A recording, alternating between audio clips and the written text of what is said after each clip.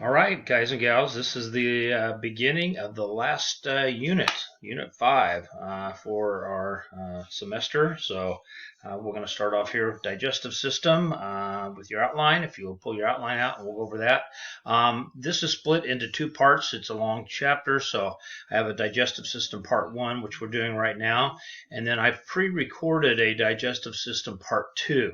That was actually done a couple of years ago when we got classes canceled due to the big fires and all the smoke that was on campus, so they shut the campus down for a while. So I actually recorded part 2 a little over a year ago. So when you watch that, the intro to part 2 is going to talk about a few things that applied specifically to that semester, but it's still the same lecture. So right now on this part 1, it's recording as of our date here in 2020 in April. So we'll go from there and we'll do part 1, then I'll pause it and stop it there, and then you'll have a separate part 2 lecture to watch. Okay, so let's get started here into the introduction. We got a couple of terms here we're going to start with. First of all, digestion, and I'm going to move myself out of this picture here for you. Okay.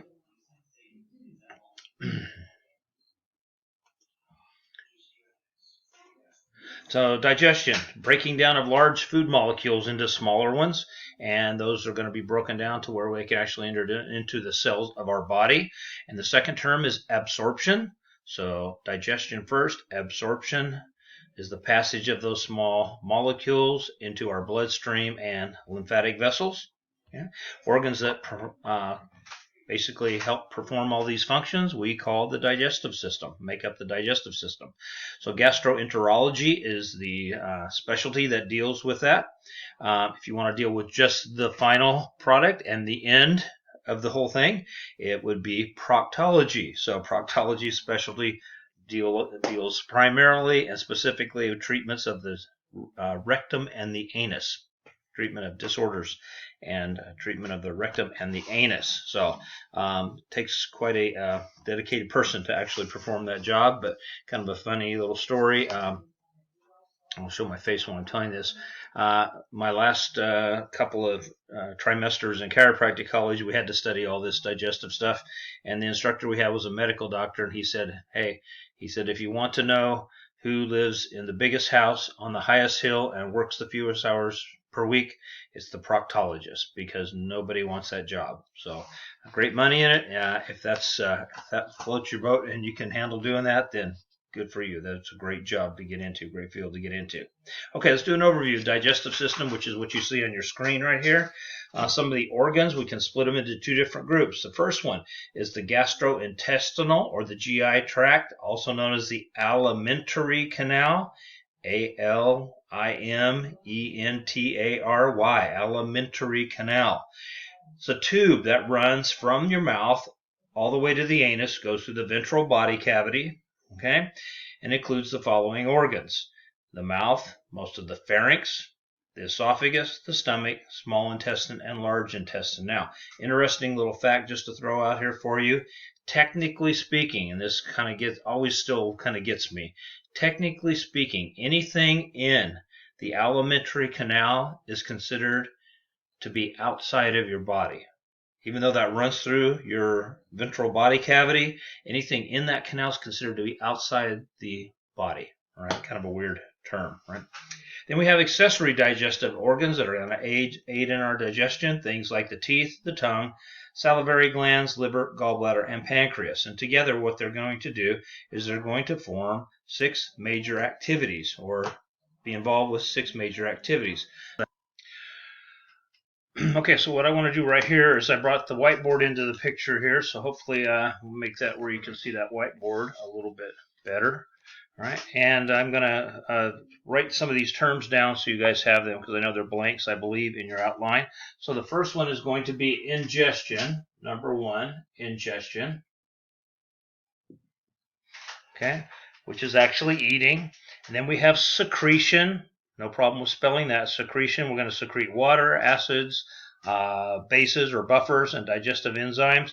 Then we have mixing of the food with secretion, and this term called propulsion.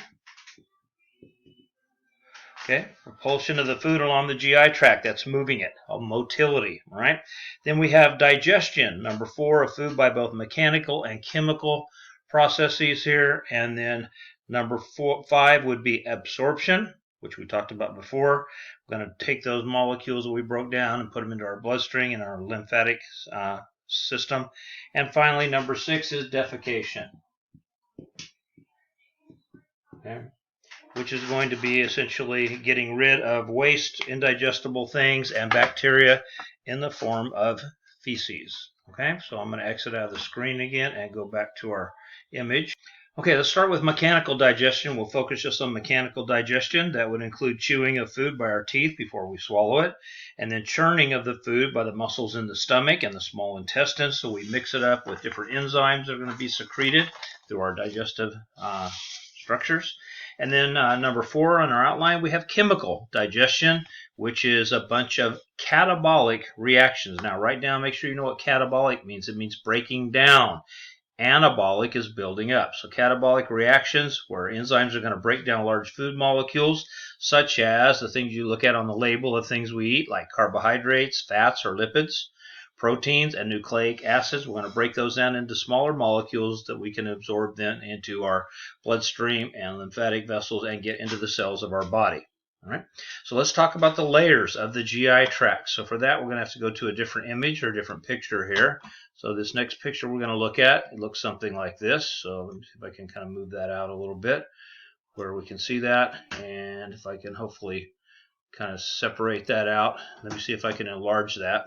Okay, so hopefully now that's all in the picture. All right, so the wall of the GI tract, okay, from the esophagus all the way to the anal canal, going to have 4 primary layers. And this is going to be the same thing carried out when we go to the rest of our different chapters to the end of the semester here. When we talk about urinary system, when we talk about the reproductive system, you're going to see these layers repeated here. Okay, so we're going to go from innermost to outermost. So we're going to start in here. Now remember, the open part of any tube is known as the lumen. So here's our lumen right there. Okay, so inner lining, we have a layer of epithelium, right, which makes up part of this inner layer called the mucosa. So number 1 in your outline is the mucosa. Some mucous membrane surrounding the lumen, and the 3 sublayers include the one right next to the lumen is the epithelium. Okay, so it's going to be different types of epithelial tissue, but for the most part, it says in here, all right, we're going to have non-keratinized stratified squamous in the mouth, the pharynx, the esophagus, and in the anal canal. So where food goes in and where food comes out, we're going to have stratified squamous. Most of the rest of the way through the GI tract, the epithelium is going to be simple columnar epithelial tissue, because we're going to have a lot of mucus secreted by goblet cells, etc. Okay, so that's what you need to know, those 2 things. Okay, mouth, pharynx, esophagus, and anus is stratified squamous. The rest of the way is pretty much simple columnar. We have a middle layer here, okay, called the lamina propria, made up of areolar connective tissue. So remember, next to the epithelial tissue, you had connective tissue, and the connective tissue of a mucosa we call the lamina propria. So that's the second layer there, all right, and it contains some components of what's known as MALT, okay, mucosa-associated lymphoid tissue, a little bit of lymphatic tissue there, and the outer layer surrounding that right here is the muscularis mucosa, small muscular layer with smooth muscle tissue, okay. And we'll talk about that later. That's going to form a lot of different ridges and folds in the stomach that are going to help us with increasing our surface area so we can digest things and absorb them better. The second layer, as we come out here, okay, is the submucosa. So here you see the submucosa right there, the one in white. Submucosa essentially is areolar connective tissue, is very vascular. Okay, has a part of what's called the submucosal plexus, or the plexus of Meissner, all this in yellow, so it's nervous tissue, right? The plexus essentially innervates the mucosa and submucosa, helps to regulate things like how much stuff moves through the mucosa and vasoconstriction of blood vessels, secretions along the whole digestive system or GI tract, and you may have some glands and lymphatic tissue as well. Then the third layer as we come out here is what's called the muscularis. So muscularis is smooth muscle tissue once again, all right, for the most part, most of the way through the tract. However, in the beginning and the end, it's going to be different. So if you look in your outline, Letter A says in the mouth, pharynx, and upper and middle parts of the esophagus, as well as the external anal sphincter, it's going to be skeletal muscle tissue, all right? Just like we saw with the mucosa, all right? Produces, since skeletal muscle tissue is voluntary, that makes the following things voluntary, such as swallowing and defecation. Throughout the rest of the GI tract, it's going to be smooth muscle tissue, and generally that smooth muscle you're going to see divided into two sheets. And again, this will repeat itself in other systems. So we have an inner circular layer, which is going to go around, all right, the tube. All right, then we have an outer longitudinal layer, which is going to run the length here, okay, of the tube, all right, our GI tract.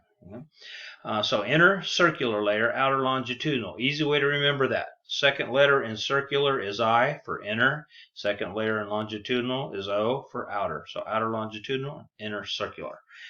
What these muscle contractions do, they alternate with each other, and they break down the food, mix it with secretions that come from our digestive organs, and help move it or propel it along the GI tract. Also in here, you will see what's called the mesenteric plexus. You can see over here another nerve plexus called a plexus of Auerbach. And don't worry about the Auerbach term for this one. Primarily part of the enteric nervous system, which we talked about when we did nervous tissue. We nicknamed it the nervous system of our gut. Okay.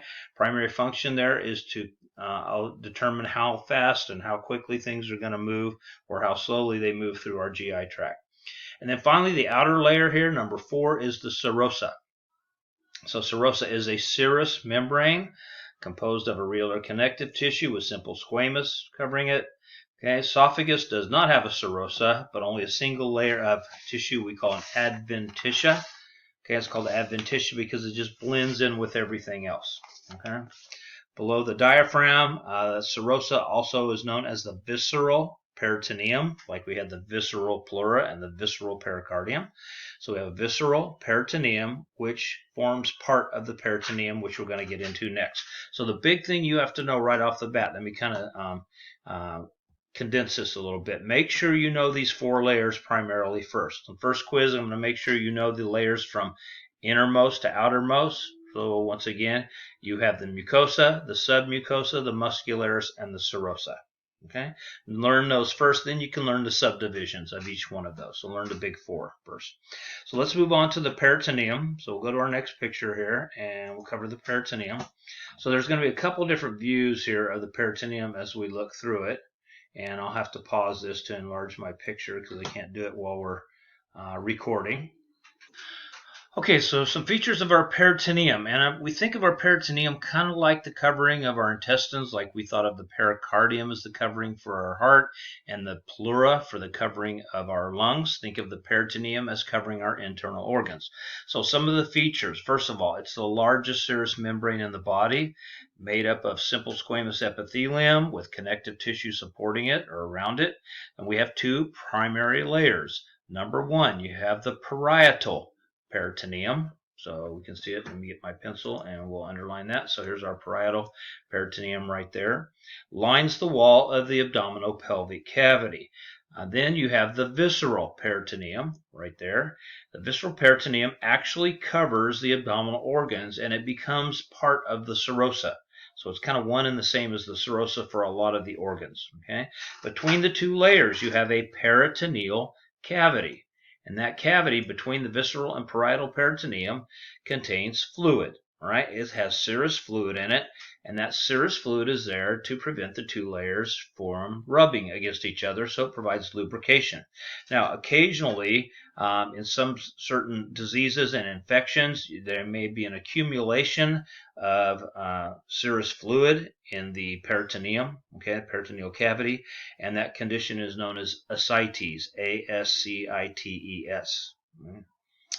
Now, some abdominal organs, like our kidneys and our pancreas, are going to be on the back side of the abdominal wall, so they're referred to as retroperitoneal. Retro means back, like, you know, they have throwback Thursdays and things like that. So things that are retro are back, so retroperitoneal. So just put a retro in front of that, R-E-T-R-O. Peritoneum has some very large folds, and we're going to learn these 5 primary folds of the peritoneum. They're there for a couple of things. First of all, they're going to hold the organs to each other and to the walls of the abdominal cavity, and they're going to contain blood vessels, lymphatic vessels, and nerves that go into these abdominal organs. So think about this. Why, when we stand up, don't all our intestines and all these organs drop down into the bottom of our abdominal cavity? They're supported and they're held to the abdominal wall and to each other by these folds. So let's talk about the folds here. Let me use my eraser and erase all these. Okay, and then we can move on to the next image. So we're going to look at some of these different folds here. So the folds of the peritoneum include, first one, the greater omentum, right here. It's kind of described as like a fatty apron that covers most of the visceral organs here. So it's the largest, highlight that, and it's yellow because it must have a whole lot of, again, adipose tissue there, as long as a lot of lymph nodes. And it says, the second bullet point says it hangs like a fatty apron in front of the abdominal viscera, goes from the stomach and duodenum, okay, over the small intestine, comes back upward and attaches to the transverse colon here. All right, and we'll learn the names of these different structures in a minute. Okay, the next one we're going to have is called the falciform ligament. Here's the falciform ligament here. Attaches the liver to the posterior or to the anterior abdominal wall and to the diaphragm. It keeps the liver from falling down, essentially. So my big thing I want you to know out of each one of these to start with, okay, is know for each one of these folds what it is technically that they're supporting and holding, okay? So the falciform ligament supports and holds the liver up, okay? Then we go to the next image here, and you're going to see the lesser omentum, which is not very large. Here's the lesser omentum right in here. Lesser omentum arises as 2 folds of the stomach and the duodenal serosa. Duodenum is a part of the small intestine. So what you need to know here, it suspends the stomach and the duodenum from the liver and has some lymph nodes. So with the lesser omentum, just think of holding the stomach up. All right. Next, we're going to go to the mesentery, and we may not actually see that on this picture. So the mesentery, M-E-S-E-N-T-E-R-Y, I believe, let me see. I don't think we see the mesentery in any of our pictures or images here. No. Okay, so for the mesentery here, goes from the posterior abdominal wall, wraps around the small intestine, then returns to its origin. So what you need to know, it attaches the small intestine to the posterior abdominal wall. And I really need that image to show you, so I'm going to pause and come back here. Okay, so here's our picture of our mesentery. So here we've held the intestines up, and you can actually see the mesentery attached right there. So the mesentery attaches the small intestine to the abdominal wall. Okay. All right, and then finally, our last one is called the mesocolon. So here's our mesocolon showing right here in our picture. And the mesocolon essentially is part of the parietal peritoneum and attaches the large intestine to the posterior abdominal wall. Okay, has blood vessels and lymphatic vessels as well. So if you look at this picture here, what you're seeing, here's the transverse colon, part of the large intestine. This is all the small intestine that is all kind of wound up, and we just took a sagittal cut right through it. You see this mid-sagittal plane, so you're seeing different parts of the small intestine that are all kind of wound up in there, all right? So if I went to this picture from the side, okay, you actually can't see it. If we were to cut right through here, okay, probably a better view if I did it this way. So you can see here's the large intestine here, and this is all small intestine. So what you're looking at, that previous picture that I'll come right back to, is a picture where we cut right through that. All right, and that's what it's going to look like as you see all the little parts of the small intestine all kind of wound up. So the mesocolon essentially is going to surround all the small intestine and hold it to the posterior abdominal wall. Let's move on, and we'll go to the oral cavity or the buccal cavity. All right, so oral cavity, all right, mouth formed by the following structure. So what we're really going to kind of talk about here are the different walls, okay, the lateral walls, the roof and the floor of the oral cavity. And I'm going to have to pause this to see if I can get this all in the page, which I don't know that we'll get everything in here. And hopefully everything sneaks in here, but most of these terms you're going to see in your outline. So first, the cheeks form the lateral walls of your oral cavity. Okay, remember, buccal region referred to the cheeks. So skeletal muscle tissue, you got skin outside, stratified squamous on the inside. You have your superior and inferior lips or labia formed by the teeth as they converge towards the anterior part of our mouth. Lips, primarily, you have the orbicularis oris muscle, which you remember that, covered by skin, and internally you have mucous membrane lining it between the two coverings. Okay, you have the blood in the blood vessels. The letter B says the inner surface of each lip is attached to the gum line by a fold of mucous membrane called the labial frenulum. So right here, let me get my pencil so we can underline this. Here's the superior labial frenulum. And if you look in the mirror, you guys have all done this where you held your lip up and you can see where the lip attaches to your gum line. So you have a superior labial frenulum. Down here on the bottom, for your bottom lip, you have an inferior labial frenulum down there. Okay, so you have superior and inferior if you want to add to that. The vestibule, okay, oral vestibule, here you see the term right there. Vestibule is the space between the cheeks and your lips. So if you were to have your teeth closed, like you're brushing your teeth, or your mouth partially closed, and you put the toothbrush on your teeth and underneath your lips, right, that space in there is the vestibule. Okay? The oral cavity proper is the space that goes from the gums back to the fauces, right here where this line is going across. So from the gums to the fauces, that's the oral cavity proper. Okay. Then the fauces, F-A-U-C-E-S, here's the spelling for fauces in your outline right there. All right, number 3, we have the hard palate right here. So here's the hard palate showing up here, the roof of our mouth. The anterior portion, remember, it's formed by the palatine bone and the maxillary bones covered with mucous membrane, and it's what separates the oral cavity from the nasal cavity. And you go posterior to that, then you run into the soft palate here. As you go backward behind that, okay. Arch-shaped partition covered with mucous membrane. The little thing that dangles from the bottom right there is known as the uvula, and the uvula essentially is there, and it prevents swallowed food from entering into the nasal cavity right there. Right? There's a couple of arches and made up here by different folds. You don't have to know these 2 arches for me, so don't worry about knowing that for our notes or our purposes. None of our models show that.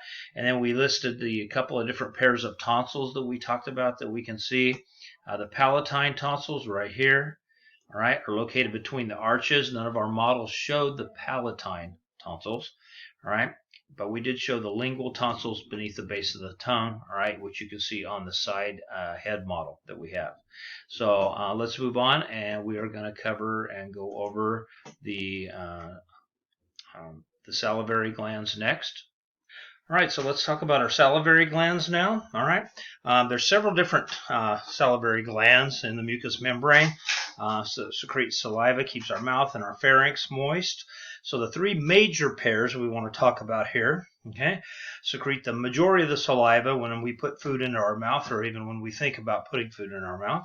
So first of all are the parotid glands. So here's our parotid glands, label here. Parotid glands are the large glands, remember, that covered your origin of your risorius muscle.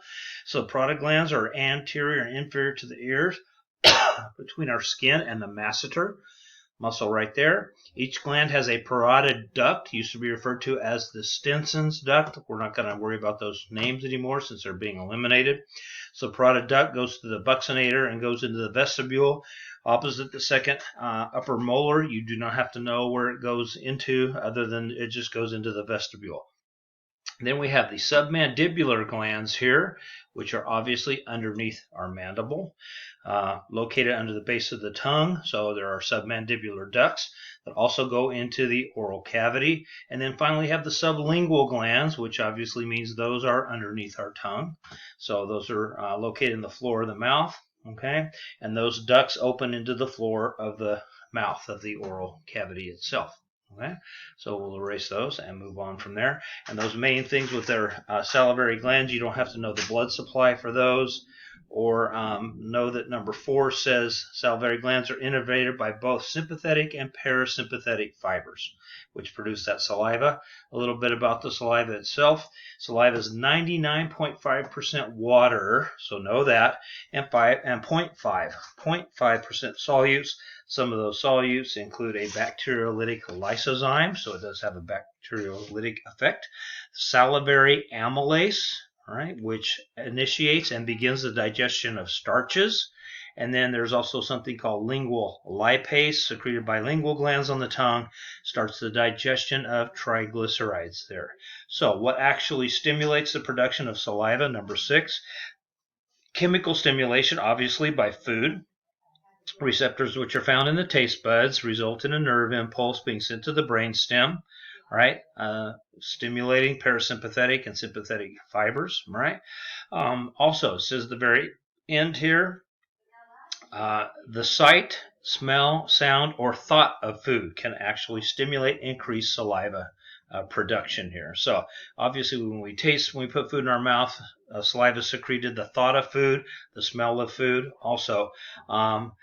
When we actually put something in our mouth, I know there's a physiology lab they used to do in an AP anatomy physiology high school class where you would take like a rubber band, or you could take like a stirring stick, a little plastic stirring rod for like coffee, and put that in your mouth, and actually just chewing on anything like that actually increases the production of saliva.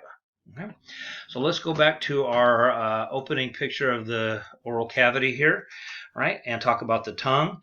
Now, the tongue itself has 2 different types of muscles, all right? Skeletal muscles that are covered by a mucous membrane, and those skeletal muscles essentially run inside and outside of the tongue, which we'll talk about in just a minute. It says the letter B here, we can actually divide the tongue into halves. Now, this is looking at the underside of the tongue, but if you were to stick your tongue out and look in the mirror, you'll see on top of your tongue there's a median septum, okay, that separates your tongues into right and left halves.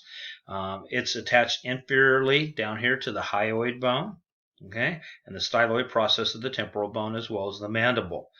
Extrinsic and intrinsic muscles. Now, letter D says the extrinsic muscles originate outside the tongue and insert into the tongue. Okay, things like the styloglossus, etc., and the genioglossus. All right, those move the tongue around so we can manipulate food while we chew it, and for swallowing.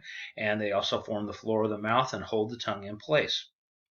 The intrinsic muscles inside of the tongue are actually found within the tongue itself. So they run longitudinally like this, they run transversely, and they also run up and down the tongue. Okay, we don't talk about those or have models or pictures of any of those, so we won't spend a lot of time talking about that.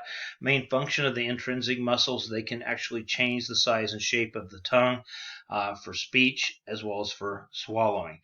And then we have something called the lingual frenulum. So let's get our pencil so we can underline this. The lingual frenulum, remember we had the labial frenulum down here, okay, and up here, but this is the lingual frenulum. This actually attaches the underside of the tongue to the floor of the oral cavity, the floor of the mouth. It limits how much the tongue can go backward or posterior. If the lingual frenulum is too short when a child is born and they're born with a very short or rigid lingual frenulum, the term for that is called ankyloglossia. So if I bring this back into the picture here, and let me do this so we can show this picture. Let me erase my drawing so I can do this, and now I can go to this and bring myself back into the picture where you can see my board, okay, and get my eraser. The term for this, if the lingual frenulum is too short, is known as ankyloglossia.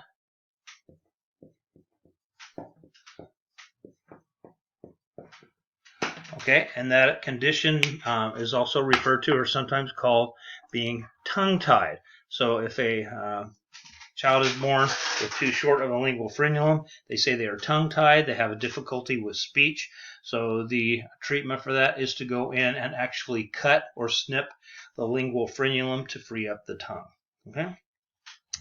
As we talked about in special senses, you know that the surface of the tongue All right, and the lateral sides are covered with papillae.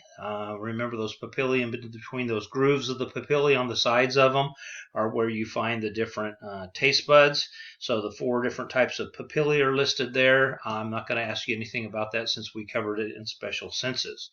All right, so now let's go to the teeth and let's talk about the teeth specifically. So the teeth, or the dentes, all right, are covered. They're basically the teeth are located in the sockets of the alveolar processes of our maxillary bone and mandible.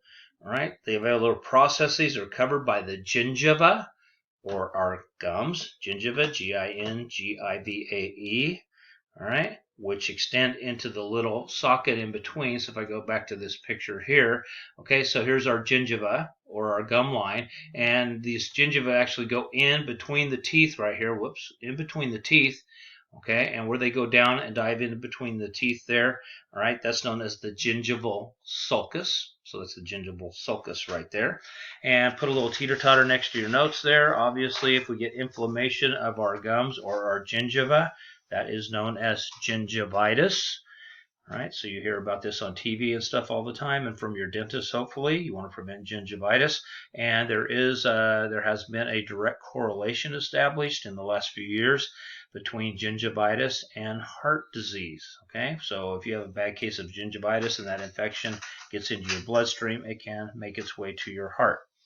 So now looking at an individual tooth here, some different parts of the tooth, right? Sockets are lined by what's called the periodontal ligament. So here's the periodontal ligament here, and this ligament and these little spots here actually hold the tooth to the either mandible or maxillary bone, all right, hold it in place. So you can see there is a slight little bit of a cushion right there, okay? But it's the periodontal ligament or membrane which acts as a shock absorber there when we chew on our tooth. Now, typical tooth has 3 major portions to it. So up here, the first part, letter A, would be the crown. The crown is the part above the gum line, the visible part of our tooth. Okay, there are anywhere from and then 1 to 3 roots. In this picture here, you can see there are 2 individual roots of this tooth. The roots are embedded in the socket, and then where they meet each other, letter C is just known as the neck. So the neck is where the crown meets the root right there. Okay. Now, the covering of the tooth itself, different parts. Now, what forms the mass of a tooth is something called dentin. So all this is dentin right here. Dentin forms the bulk or the mass of most of our tooth. All right. It consists of calcified connective tissue. It's harder than bone. Highlight that. The dentin of the crown up here. Okay, the dentin of the crown. All right. Essentially encloses what's called a pulp cavity. So all this in here is the pulp cavity, all right? And the pulp cavity is filled with pulp. And the pulp itself essentially is made up of connective tissue that has blood vessels in it, lymphatic vessels, and nerves. Then as it extends downward into the root, it's what's referred to as the root canal. So the root canals head downward. The pulp cavity extends into the roots as the root canal. Okay, they go to the root, and at the very tip of the root, at the bottom or at the top, if we're looking at the maxillary bone, we have a structure called the apical foramen. So apical foramen is an opening right here through which the blood vessels, lymphatic vessels, and nerves can enter and exit from the tooth. All right, so that's the apical foramen. A lot of these pictures are in the atlas. Okay, so if I click on one of these pictures in the atlas real quickly, you can kind of see the tooth. All right, I got to erase these before I can switch. All right, so make sure here's some pictures from our atlas of the different things with the teeth. All right, and here's a tooth picture here. So again, here's the cementum. All right, the dentin of the tooth. Here's the enamel, which we'll talk about in a minute. Here is the pulp cavity filled with pulp here, and extends down into the root as the root canals right there. All right, let's go back to our picture here. So back in our picture, the dentin of the crown here up on top is covered by the white substance here that we basically know and refer to as the enamel of our tooth. So the enamel made up of different calcium salts. Right? The enamel is our hardest substance in our body. Kind of a question I'd like to ask about. Right? Hardest substance in the body is the enamel of our tooth. All right, protects the tooth against wear and tear, and it's a barrier against acids, all right, that eat away at the dentin. So you'll hear a lot of stuff on TV nowadays about different things that protect the enamel from excess wear from acids, all right. After we eat different foods that are very acidic, it can damage the enamel a little bit, but it's the first line of defense to protect the dentin itself. The dentin of the root, as we go down here, okay, so here's the dentin here. As we get into the root, the dentin of the root is protected by a substance known as cementum. Okay, it's bone-like as well, and attaches the root to the periodontal ligament right there. All right. So you don't have to worry about the blood supply or nerve supply to the teeth. All right, there's some different types or different forms of the field of dentistry. All right, that are listed right there, from endodontics to orthodontics, periodontics, and things like that. So let's talk about the teeth that we get, all right, in our lifetime. So we get a couple different pairs of teeth. It says humans have 2 sets of teeth, or dentitions. You actually could get a third set, okay? You can actually get a third set when you get older if you actually go out and buy them. So I'm going to show you a couple of different pictures here. All right, so the first picture here, all right, we have 2 sets of teeth. First one, we have what are called deciduous teeth. So you can see the labels down here. Deciduous teeth, also known as primary teeth, or milk teeth, or baby teeth. So we have 4 different terms we can actually use for this, right, for these teeth. Begin to show up at about 6 months of age, and you usually get about 1 pair per month until you have a full set of 20. So a full set of baby teeth or primary teeth is 20. All right. Now I'm going to give you some terms. You don't have to know these on the picture of the baby teeth because we don't have a model of baby teeth and we don't have a picture of them. But I want to give you some of these terms here so you can kind of write these terms down. And the function of this right here, what I want to do is just so you know what each of these type of teeth do. So when we get to the adult teeth, you'll understand that. So we have 2 central incisors. Don't worry about knowing the number on the baby teeth. So here's your central incisors. Okay, they're primarily for cutting food. So the incisors are for cutting food. It says we have then the lateral incisors, same function, cutting food. We have the canines, which some people call dog teeth, but the canines are more the pointed ones, adapted for tearing and shredding food. You can also add piercing on there. And then we have the first molars. Molars are there primarily for crushing and grinding food. Don't worry about the number of roots. And then we have second molars, same function. All right. What we're more concerned with here is as we move on, okay, is looking at and talking about, all right, the adult teeth. So letter B says deciduous teeth get gradually lost between the age of 6 and 12 years in most people, get replaced by the permanent or secondary teeth. Here's your names down here, permanent or secondary teeth. A full set says the 32 permanent teeth. So we have 16 on top, 16 on bottom. Okay. Appear between age 6 and adulthood, and it says each row contains. Now you have to know these numbers, all right? So by rows, we're talking top row and bottom row. So we're going to look at these and go through them real quickly. Each row contains, you have 2 central incisors. So there's one on the right side, one on the left side. You have 2 lateral incisors, one right, one left. 2 canines, one on the right, one on the left. You have 2 first premolars. They're also known as bicuspids. I would prefer that you label them as first premolar if I ask you that. Okay. Don't worry about the number of cusps or the roots. Then we have 2 second premolars, which are also bicuspids. So that's why I want you to know first premolars here. All right.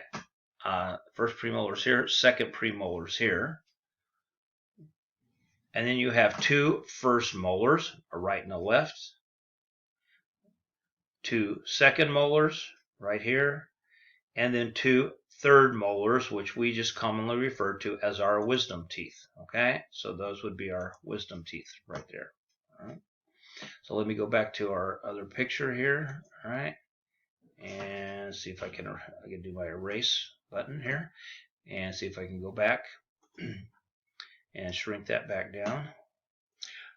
Okay, the last thing we need to know about the teeth in number 9 is that there's terms and dental terminology to describe the number. It's a numbering system to describe surface orientation of the teeth, and here's what you need to know. So we start on the upper right-hand side, okay, at our third molar or our wisdom tooth on the upper right-hand side. You go all the way across your mouth to the top left side. Then you drop down and go across to the bottom right-hand side there. Okay, so you go around the mouth. So we start in the upper right and make a complete circle around our mouth. So we have 8 here, halfway through the upper right-hand side, and then you have 9 through 16. So the wisdom tooth on the upper left is your number 16 tooth, and you drop down. Wisdom tooth on the lower left is number 17. So you can kind of divide it into groups of 8 like this, okay? And that way you can kind of get the numbering system down. So 16, 8, 24 to the midline, and then 25 to 32. You finish on the bottom right, okay, of that. So if we were to take a picture of the teeth such as this, all right, and you looked here, so here we start in the upper right, so you can see this is the left hand side here, okay, so there's going to be 1, 2, 3, 4, 5, 6, 7, and 8 is, you can see the wisdom tooth here. So 8 is the midline, so that would be number 9 tooth, 10, 11, 12, 13, 14, 15, and that wisdom tooth would be 16 right there. Okay, so if I give you a picture or a model such as this model or one of the other ones here, like this, you should be able to number what tooth it is, okay, on a question or an exam type thing, okay. So last thing we want to cover here with our pharynx and our esophagus, all right, we'll cover that. So pharynx, a couple of terms here. Let me put myself back in the picture here, all right. So for term here, first one, mastication. We talked about that. Muscles of mastication for chewing. Mastication. All right. Or chewing reduces the food to a soft, flexible mass. The term for that mass that is formed by chewing your food is called a bolus, B-O-L-U-S. All right.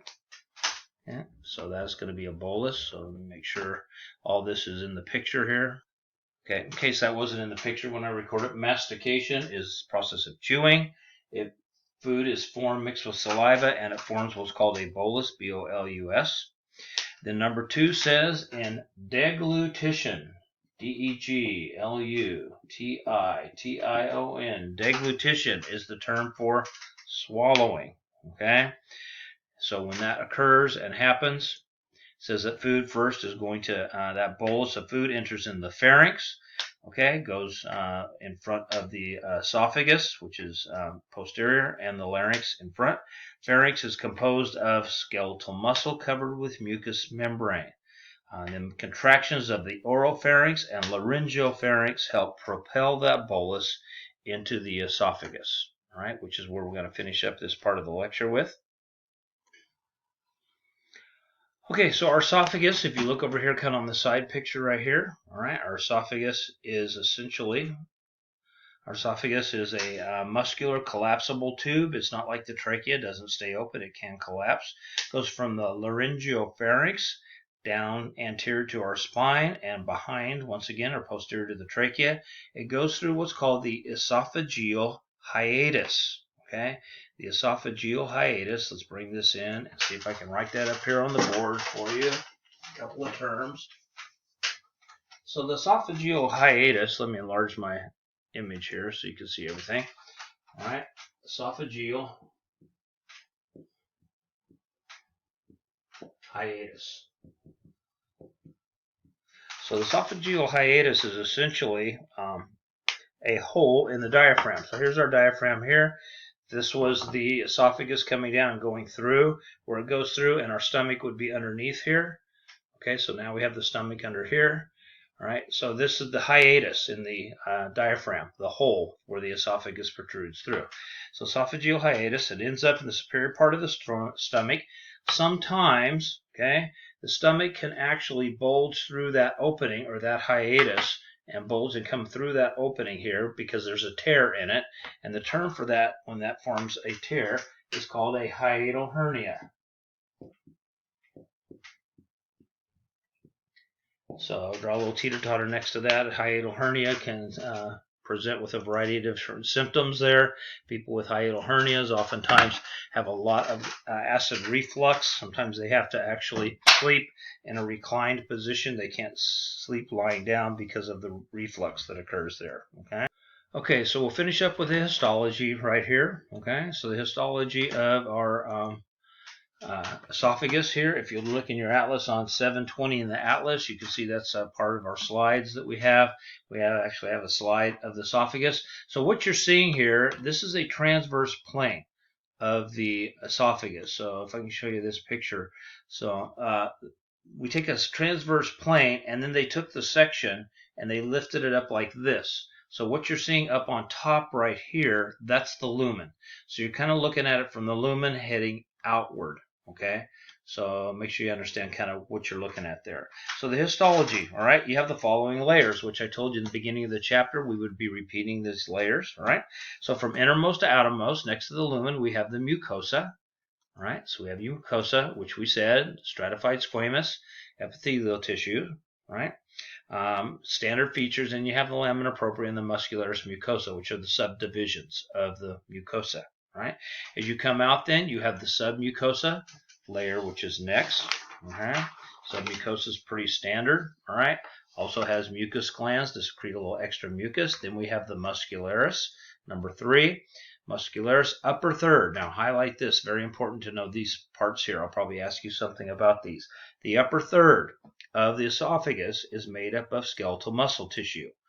The middle third is a combination, a skeletal that's transitioning to smooth.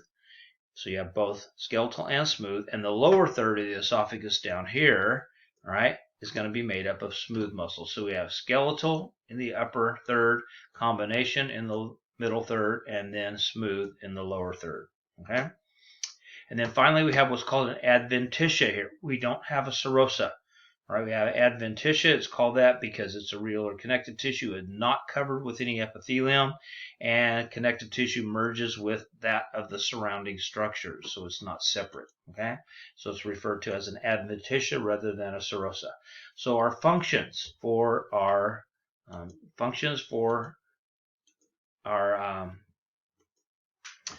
esophagus would consist of these two things. Number 1, secretes mucus. All right, so we have to have some mucus so that this bolus that we formed here is going to make its way smoothly down the esophagus. All right, entry of this, and the second thing it does, it basically just the tube that takes food from our mouth to our stomach. So entry of food into the esophagus is regulated by the upper esophageal sphincter. Okay, so here's the lower down here, but we have an upper esophageal sphincter. And if you look at your in your atlas, the opening picture of the model on 710, you can actually see that upper esophageal sphincter in that model. Make sure you're aware of that. Okay, food gets pushed through the esophagus not by gravity, but by waves of muscular contraction. And the term for these waves here, right, is another term you need to know, which is known as peristalsis, and I've lost my pen, so I'm just going to spell it out loud for you. Peristalsis, and we'll talk about peristalsis the rest of the way through the semester. P-E-R-I-S-T-A-L-S-I-S, peristalsis, which is a function of the muscularis. So it's essentially alternating contractions of the outer longitudinal layer and the inner circular layer, back and forth. And that's what's pushing the food through the GI tract. Okay. Passage of the bolus is aided or facilitated by the mucus secreted by those glands in the esophagus. And then just above our diaphragm right here, we have the lower esophageal sphincter. All right. Also called, don't worry about gastroesophageal, but know that other term, the cardiac sphincter. And when we get into the structure of the stomach and the different parts of the stomach, you'll understand the purpose for that term. Okay. So the cardiac sphincter, or the lower esophageal sphincter, has to relax to allow the bolus to go from the esophagus into the stomach. So it doesn't just, we don't just swallow food and it just drops down a tube and splashes into our stomach. Okay, it actually moves through there through muscular contractions of that muscularis. Okay, and that pushes it to the lower esophageal sphincter, which then relaxes to allow the bolus to enter into our stomach. Okay. All right, so now we'll go into the stomach itself, the anatomy and the histology of the stomach. That will be on part 2 video. And remember once again that when I recorded that part 2 video, that was actually over a year ago. So the intro to part 2 is going to talk a little bit about the fact that we won't have our time to go over this because of the fires and different things like that. So most of the reason I recorded several of these other videos were when we had the campfire. But it's nice I have them recorded already, so I can just pull those up, and I will be using those as well when if I ever teach a hybrid class, and that'll be the lecture portion for those chapters. So some of the following chapters you're going to see are actually pre-recorded from a year or so ago, but they're the same outline and the same notes. So this is part 1, and after this you can pause it and stop, take a break, and you can go back in and watch part 2, which is a little bit longer, actually, I believe, than part 1, or pretty close to the same length. All right? Okay.